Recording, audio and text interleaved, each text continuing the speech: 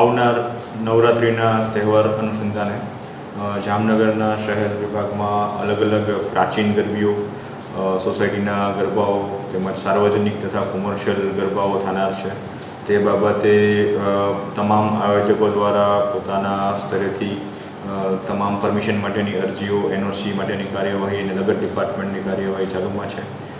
આ તમામ આયોજનોને આધારે શહેર વિસ્તારના પોલીસ સ્ટેશનો, સિટી એ, સિટી બી, સિટી સી તેમજ આસપાસના તમામ પોલીસ સ્ટેશનો દ્વારા તેમના વિસ્તારમાં થનારા ગરબાના આયોજનો માટે અગાઉથી જ બંદોબસ્તની તૈયારી શરૂ કરવામાં આવેલી છે. જેટલા આયોજકો છે, ક્યાં કેટલી ભીડ થવાની શક્યતાઓ છે વગેરે એસેસમેન્ટ ચાલુમાં છે.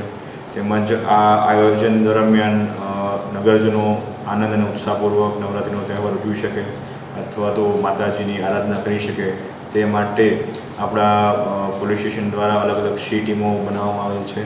તેમજ એન્ટી ટપોરી સ્કોડની પણ બનાવવામાં આવેલ છે, જેના દ્વારા જે અસામાજિક તત્વો આ તહેવાર દરમિયાન કોઈ બેન દીકરીઓની જો છેડતી ના કરે કે કોઈ સામાન્ય પરિવારજનોને કોઈ હેરાનગતિ ના થાય એ બાબતનું સંપૂર્ણ તકેદારી રાખવામાં આવશે. અને તેમજ જેટલા આયોજકો છે આયોજકોને પણ પૂરતી સૂચના આપવામાં આવી છે કે તેમના જે પણ આયોજનનું સ્થળ છે ત્યાં પૂરતા પ્રમાણમાં પાર્કિંગની વ્યવસ્થા, પ્રાઇવેટ સિક્યુરિટીની વ્યવસ્થા પણ રાખવામાં આવે. તેમજ સીસીટીવી કેમેરા દ્વારા તમામ એન્ટ્રી અને એક્ઝિટ જેટલા સ્થળો છે એ તમામને આવરી લેવામાં આવે, જેથી આયોજનમાં કે ગરબામાં કોણ કોણ આવી રહ્યું છે, કોણ જઈ રહ્યું છે અથવા તો કોઈ અનિચ્છનીય બનાવ બને તો તે સમયે આ સીસીટીવી કેમેરા મદદથી આપણે અગાઉથી એમની જાણકારી મળી શકે તે બાબતનું આયોજન જણાવવામાં આવ્યું છે. આમ છતાં પણ કોઈ પણ સમયે કોઈ પણ નગરજનોને કાંઈ પણ જરૂર પડે તો આપણી પાસે અભયમ 181ની હેલ્પલાઇન છે.